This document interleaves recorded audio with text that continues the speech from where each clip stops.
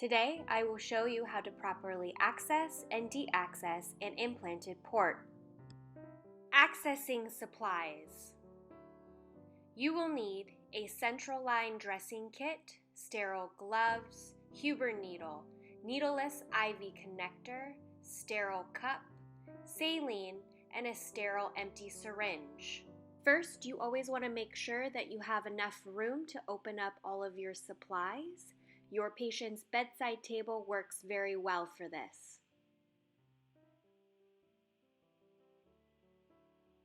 Make sure to prime your IV needleless connector with some saline.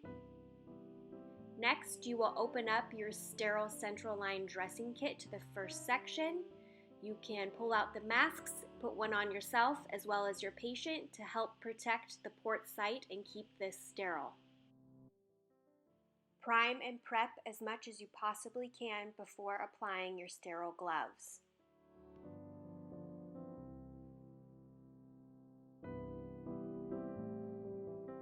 Apply your sterile gloves.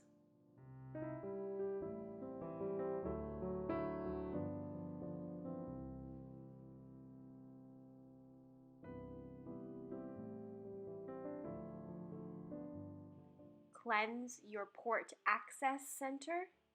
Allow this cleansing to dry for 2 minutes. While you are awaiting the 2 minutes to finish, you can gather the rest of your supplies.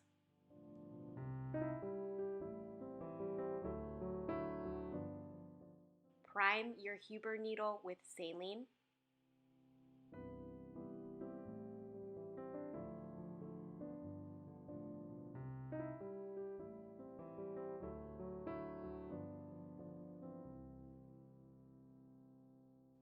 Your patient's port will have 3 points. Your access needle is going to go straight into the middle of those 3 points. Sometimes it helps to pull the skin in this area taut. Go ahead and flush, and if you receive blood return, you know you're in the correct spot.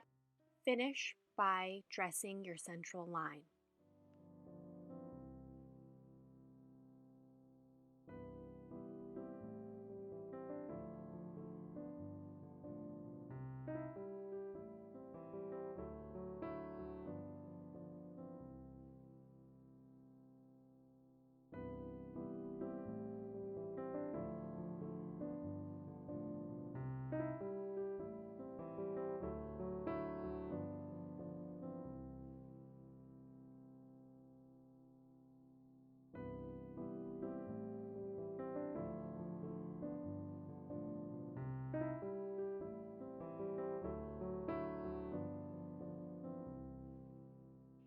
Deaccessing supplies.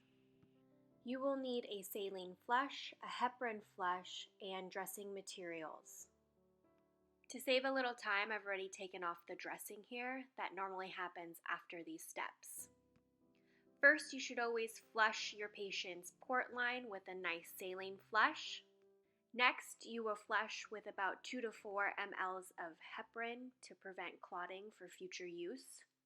You are now ready to deaccess. Make sure you hold down either side and pull directly straight up until you hear the audible click of the needle protection sheath. And your final step is to go ahead and put a dressing on top of their port.